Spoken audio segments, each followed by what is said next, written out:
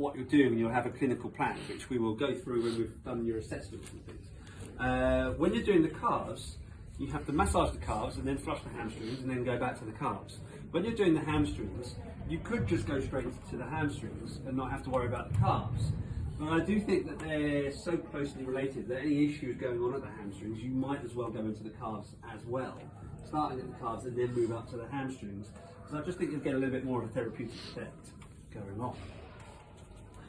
Calves and hamstrings. Always, I'm taking the pressure isn't on my fingertips, so my fingertips are just slightly moving across the knee joint. The pressure is coming through the palms of my hands, so I'm never going across the joint. When I finish on the calf, lift my hand, come up, and then onto the hamstrings. So I've got a nice flat hand to start with, to get the oils on, and I'm having a little feel with my fingertips. I've got the weight, I'm coming so my hips come pretty much up to the knee. And then I'm transferring weight from the back foot to the front. First little tip with the hamstrings. When you get up towards the glutes, your nails, unless they're really, really short, can start to dig into skin folds as you work your way up. So if I had no top hand on top, I'm going to start scratching you as I work my way up. And that doesn't feel particularly nice, you shouldn't imagine. It's fine. But I've had people that go to see therapists and they say, oh, they were very naily. I don't like it. They're very naily. So it's quite nice to keep your nails out of the massage. So I tend to put a hand transversely across my flat hand at the fingertips, and it creates a little sort of flattening of the skin so that there are no nails, which hopefully is better. Better than, you're going to aim for better than fine. Okay. Very quickly, with a hamstring massage, we tend to move down to my elbows, but the next step would be to go to a Cannon spindle, up and through. All the time on these long limbs, you want to be going across the trochanter and then back down, starting just by the knee, up, and there's a nice knot right in the centre of the hamstring. Can you feel it as I run over it? It's there.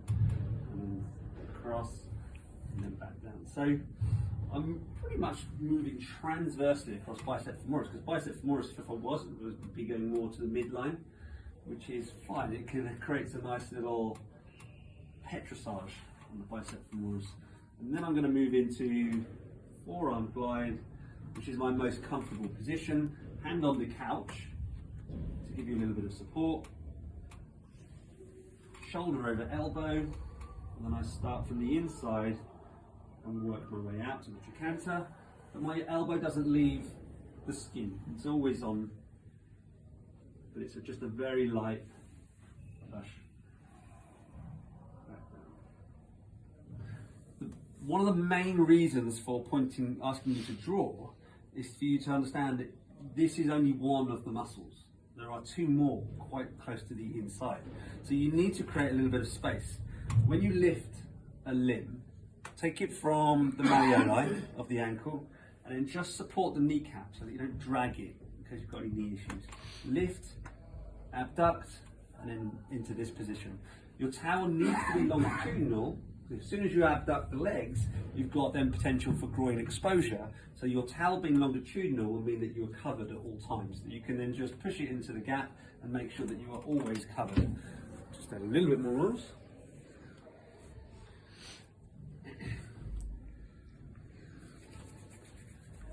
So now I can come right to the inside and then move across, and I'm getting more of the hamstring muscle.